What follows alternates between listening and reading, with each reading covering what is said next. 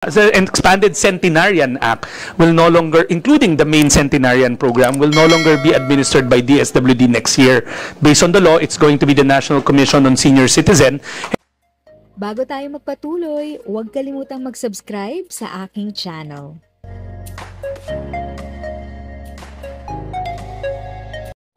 Thank you sa pag-click ng aking video. Good day po sa lahat ng mga nanonood. Sa mga bagong viewers at napadaan lang, by the way, I'm Tita Eda. Welcome to my channel. Ang channel na maghahatid sa iyo ng dagdag kaalaman tungkol sa government services, bagong mga balita at informative videos na galing sa legit na resources. Mag-subscribe na para updated ka. Pension. Maraming salamat din po doon. Marami rin po talagang natutulungan ng mga senior citizens po natin. But meron po tayong bagong batas na pinasa. Yun pong pag 80, pag 85, pag 90, pag 95, may matatanggap po sila. So, hinihintay po ng ating mga senior citizens ang programa pong ito. Ano po kaya magiging estado ng programang ito sa 2025?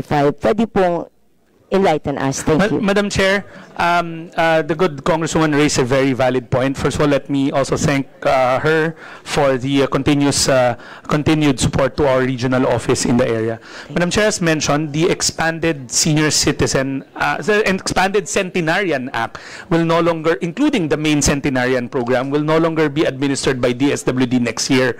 Based on the law, it's going to be the National Commission on Senior Citizen, and I believe that they will have their own budget hearing. I will not want to talk on their behalf, but the law states that they will be the main implementer. As sad as we are that we are letting go of this program, we have to follow the law. So by next year, ma'am, if you look at our budget, Madam Chair, it is no longer a line item in our NEP. We would have wanted to keep it.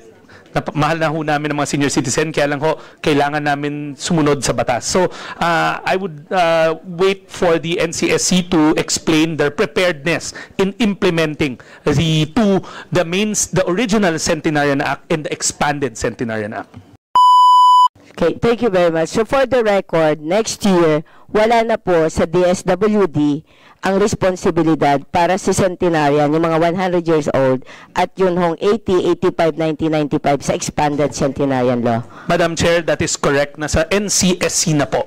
Okay, so hihintayin po namin yung panahon na yan kasi nabanggit ko po ito dahil may mga konti hong agam-agam as to the capacity kung paano, dahil hindi naman po lahat ng regions or districts ay may offices nga po sila na pwede hong puntahan ng mga tao. So I think it's a challenge to them. Well, we will just address that at the proper time. If sa tingin mo, natulungan ka ng video ko na ito, nakasave ka sa oras mo, you can click yung thanks button at any amount ay malaking help sa pag-grow ng channel ko. Yun lang po muna ang aking update. Sana ay nakatulong na dagdag kaalaman ang aking share today. Ang goal ng aking channel ay mag-create ng awareness. Kung ganitong mga topic ang gusto mo, panoorin mo ang mga videos ko na ito.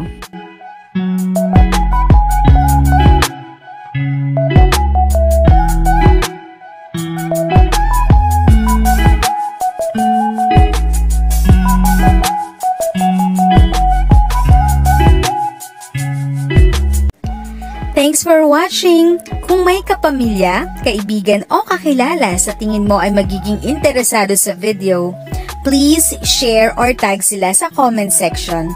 At syempre, if nagustuhan mo ang video, i-like mo na ito at subscribe ka na din. As always, feel free to write your questions, comments, and opinions respectfully. And continue to be a blessing and stay safe!